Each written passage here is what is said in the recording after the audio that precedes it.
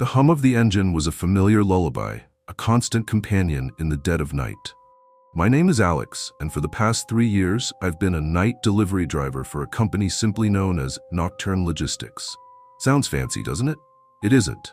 It's mostly delivering late-night pizza, forgotten documents, or emergency medical supplies to hospitals. Routine, mundane, and honestly, a little lonely. But it pays the bills, and the solitude suits me. Or it did, until the ghost addresses started appearing on my manifest. It began subtly, a glitch in the system, I thought. A street number that didn't quite fit, a building that looked different in the dark than it did in my GPS. Then came the anomalies. The first was a package for 14B Willow Creek Lane. Willow Creek Lane existed, but it ended at number 12. Beyond that, a dense thicket of old-growth forest, impenetrable even in daylight. My GPS, however, insisted 14B was nestled deep within that darkness. I called dispatch, a sleepy voice on the other end telling me to just follow the coordinates, Alex. It's a new development. But there was no new development. Just the whispering trees and the unsettling feeling of being watched. I tried to shake it off. Fatigue, maybe. The long hours playing tricks on my eyes. But the occurrences grew more frequent. My routes, once predictable, started weaving through forgotten corners of the city, down unlit alleys, and onto roads that seemed to vanish from maps the moment I left them. The packages themselves were never anything remarkable. Plain brown boxes, unlabeled save for a cryptic barcode and the impossible address. No return sender, no indication of contents, just a weight in my hands, a silent mystery. One night, the address was 333 Blackwood Road. Blackwood Road was notorious, a winding stretch of asphalt that led to an abandoned asylum. Locals whispered stories of medical experiments, of patients who never fully left. I'd always avoided it, but the manifest was clear. Dispatch, as always, offered no further instruction, only the curt reminder that all deliveries must be completed. The air grew heavy as I approached, the silence punctuated only by the crunch of my tires on gravel. The asylum loomed, a skeletal silhouette against the moonless sky. Its windows, like vacant eyes, stared out into the night. My GPS chimed, indicating I had arrived. 333 Blackwood Road. The address wasn't the asylum itself, but a small, dilapidated shed tucked away behind a crumbling stone wall. It was barely visible, swallowed by overgrown ivy. A cold dread settled in my stomach. I parked, leaving the engine running, a sliver of normalcy in the encroaching strangeness. The beam of my flashlight cut through the oppressive darkness, revealing a padlock on the shed door, rusted shut. No doorbell, no porch light, no sign of life. Just the chilling stillness. I checked the manifest again, then the package, a small, heavy box, no bigger than a shoebox. I stood there for a long moment, the wind rustling through the dead leaves, sounding like hushed whispers. I left the package on the ground in front of the shed, snapped a photo for proof of delivery, and got back in my van, my heart hammering against my ribs. As I drove away, I glanced in my rearview mirror. A flicker, a shadow detaching itself from the asylum's wall, moving towards the shed. I didn't stop to investigate. I just drove, fast. The next week brought more of the same. An address deep in the old industrial district where the only buildings left standing were derelict factories, their windows shattered like broken teeth. My GPS led me to a specific loading dock, long since rusted shut. Another package, another silent drop-off. The unsettling pattern was crystallizing. These weren't just undeliverable addresses, they were addresses that felt wrong. Places people avoided, places with histories that clung to them like a shroud. I started keeping a log, a hidden notebook in my glove compartment. Dates, times, addresses, and my observations. The air always felt colder at these locations. The silence was deeper, more profound. And sometimes, just at the edge of my perception, I'd catch a movement, a fleeting shadow, a sense of being watched from the periphery. I never saw a recipient, never heard a voice, just the packages, the impossible addresses, and the pervasive feeling of something ancient stirring. My colleague Sarah, a cheerful woman who worked the day shift, noticed my growing exhaustion. "Rough night, Alex," she'd ask, her smile a stark contrast to the shadows under my eyes.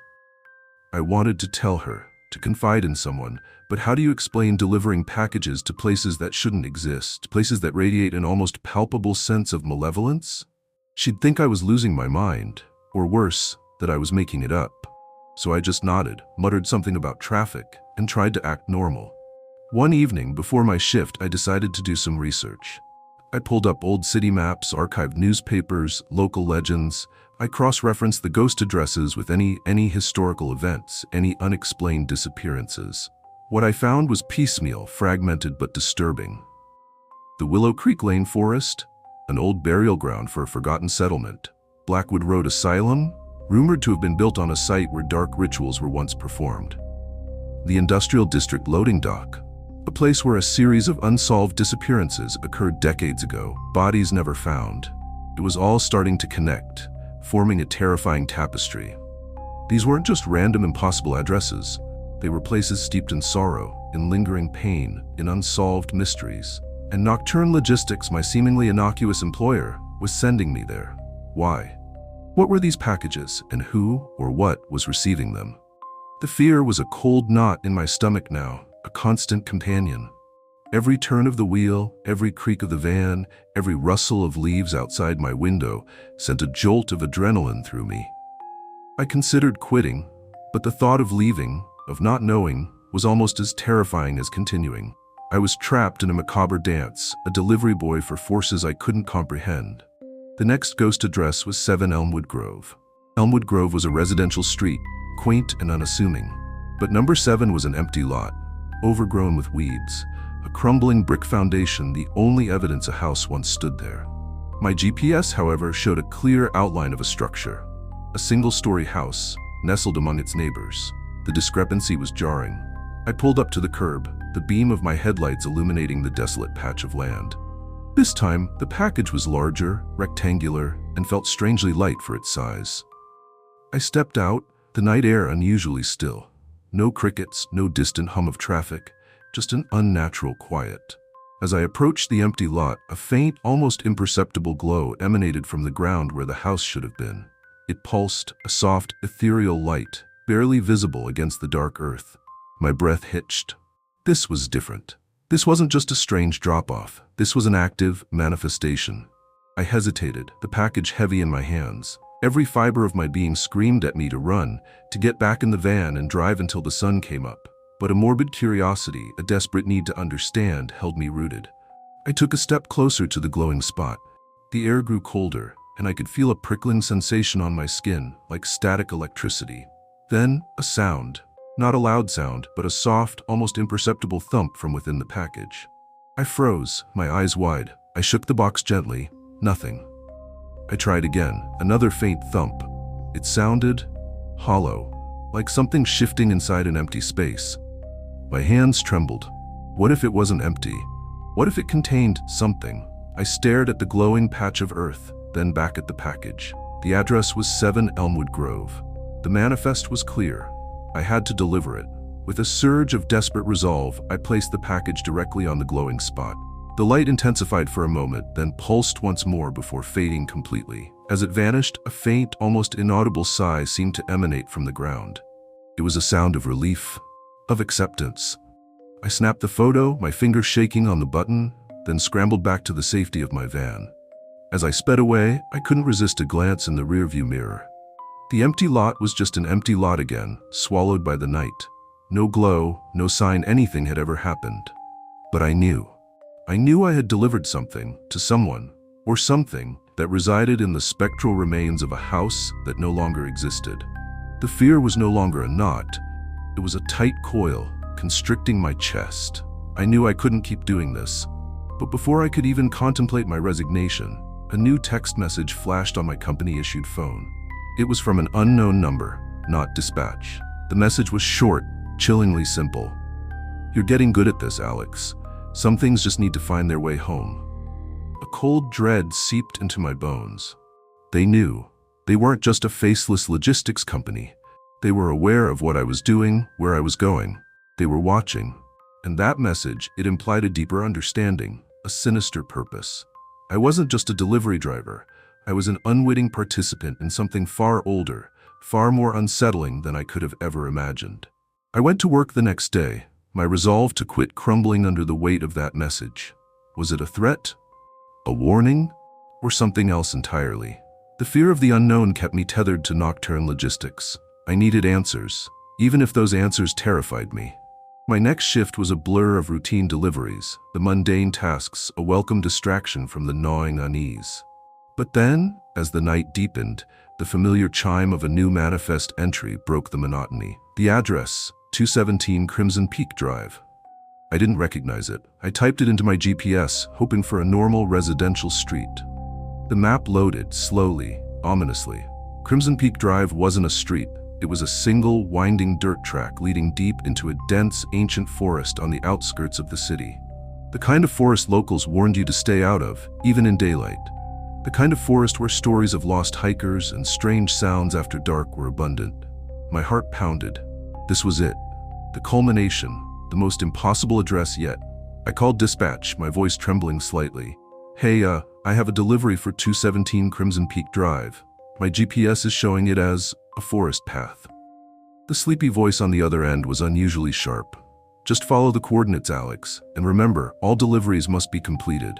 There was a finality in her tone, a hint of something more than just company policy. I drove, the van's headlights cutting feeble paths through the encroaching darkness. The trees grew thicker, their branches forming a gnarled canopy overhead, blocking out the stars. The air grew heavy, damp, tasting of earth and decay. I felt like I was driving into the maw of something ancient and hungry.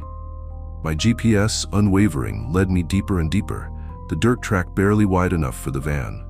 Finally, it chimed. You have reached your destination. I stopped the van. There was nothing, just an impenetrable wall of trees. No clearing, no house, no shed, no empty lot, just trees and silence. A profound, suffocating silence that pressed in on me from all sides. The package sat on the passenger seat, a dull, brown rectangle. This one felt cold, even through the cardboard. I gripped the steering wheel, my knuckles white. I couldn't do it. I couldn't just leave a package in the middle of a haunted forest. Not this time. This was a line I couldn't cross. I was about to turn the van around, to finally quit, to escape this nightmare, when I heard it. A faint, almost imperceptible scratching sound coming from the passenger seat. From the package. It wasn't a thump this time. It was a delicate, persistent scraping, like fingernails on cardboard. My breath hitched. I slowly, painstakingly reached out a hand, my fingers brushing against the cold surface of the package.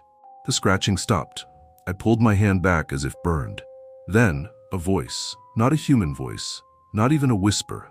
It was more like a resonance, a vibration in the air, a feeling of sound rather than an audible noise. It was inside my head, yet it echoed around me, coming from the very trees themselves. It spoke one word. Home. The word resonated with a chilling finality. It wasn't a demand or a plea. It was a statement of expectation. My blood ran cold. The packages weren't just finding their way home. They were home, or they were bringing something home. And I was the unwitting conduit. I looked at the package, then out into the impenetrable darkness of the forest. I knew, with a certainty that chilled me to the bone, that whatever was in that box, whatever was waiting for it, was not benevolent. It was ancient, it was patient, and it was expecting me. I opened the van door, the sound a deafening crack in the silence. I stepped out, holding the package, my body rigid with terror. The air grew even colder, and I could feel an unseen presence all around me, pressing in. I walked a few hesitant steps into the trees, guided by an invisible force, an unspoken command. The scratching started again from inside the box, more insistent now, almost eager. I reached a small clearing, barely visible in the gloom. In the center, a single, gnarled ancient oak tree, its branches twisted like skeletal arms reaching towards the sky. And at its base, carved into the bark, was a symbol I didn't recognize, but one that radiated an unsettling power. It glowed faintly, a sickly green. With trembling hands, I placed the package at the base of the tree, directly on the glowing symbol.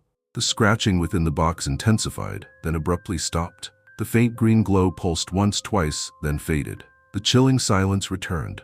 But this time, it felt different. It felt satisfied. I stumbled back to the van, my legs weak, my mind reeling. I didn't snap a photo. I didn't need proof. The proof was etched into my very soul. I drove away, leaving the ancient forest and its chilling secrets behind. But I knew, with a terrifying certainty, that I hadn't escaped.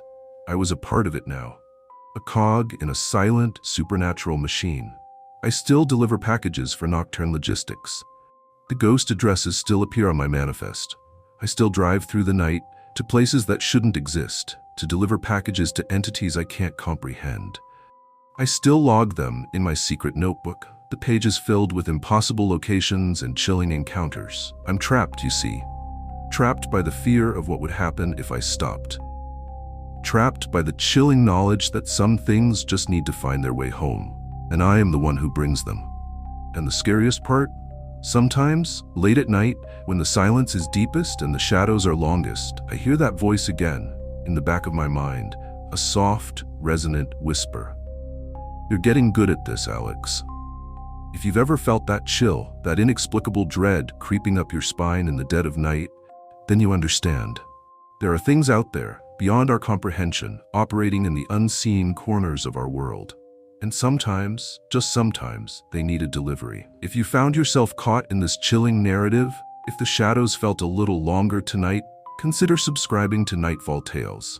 We delve into the unsettling, the unexplained, and the subtly terrifying. Join our community and share your own experiences with the unknown in the comments below. Perhaps, together, we can shed a little light on the darkness. Or perhaps we'll just make the shadows even deeper.